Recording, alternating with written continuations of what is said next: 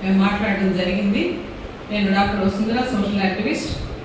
ఇది ఈ మధ్యకాలంలో ఇంతకుముందు మన వక్తలు చెప్పినట్లుగా ఒక అసంబద్ధ అనివార్యమైనది. గవర్నమెంట్కి, ప్రభుత్వానికి, కూటమిలో ఉండే వాళ్ళకి ఇది అనివార్యం కూడా. ఈ మాట చెప్పకపోతే వాళ్ళకి పాపం జరగదు. ఎందుకంటే వీళ్ళు ప్రపంచ బ్యాంకు జీతగాళ్లే కాదు, కేంద్ర ప్రభుత్వ జీతగాళ్ళు కూడా.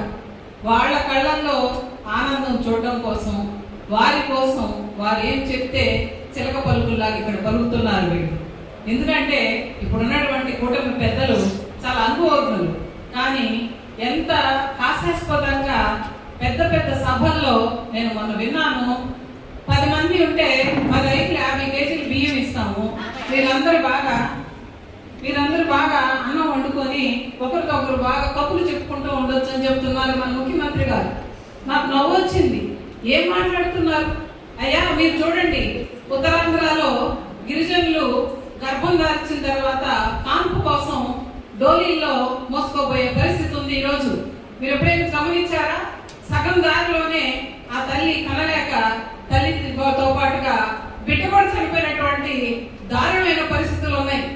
కాబట్టి మీరు చేస్తున్నటువంటి ప్రకటనలు, మీరు ఎందుకు చేస్తున్నారో, మీ దీని వెనకాల ఉద్దేశాలు ఏమిటో ప్రజలందరికీ తెలుసు.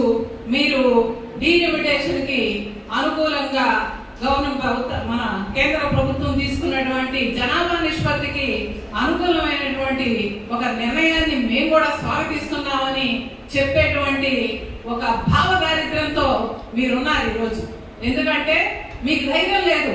ప్రోరాట అనే పద్ధతిలో డీలిమిటేషన్, నియోజకవర్గాల విభజన జరగాలి అని. ప్రోరాట అంటే ఇప్పుడు ఏ నిష్పత్తి ఉందో ఆ నిష్పత్తిలో మనకి నియోజకవర్గాలు రావాలి.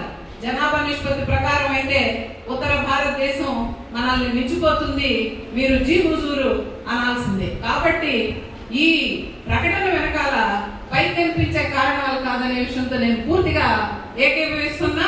దీన్ని ఒక రకంగా చెప్పాలంటే ఈరోజు ఇదే కాదు, ఒక్క బిడ్డను సాకలేక పెద్దాపురంలో వ్యభిచార వృద్ధి చేస్తున్నటువంటి వాళ్ళని మేమందరం మాట్లాడడం జరిగింది. సిగ్గు చేటు ఈ ప్రభుత్వానికి.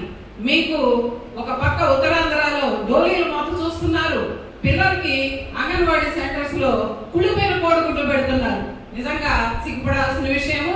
కాబట్టి ఈ చర్చ, ఎందుకంటే మనం ఇంకా మన వాటికన్ సిటీ కాదు, ఈ ప్రపంచంలో అత్యల్ప జనాభా ఉన్నటువంటి దేశం ఏదన్నా ఉందంటే అది వాటికన్ సిటీ. వాటికన్ సిటీలో 900 మంది జనాభా ఉన్నారు ఇప్పటికీ. కాబట్టి ఆంధ్రప్రదేశ్ లో జనాభా పుష్కలంగా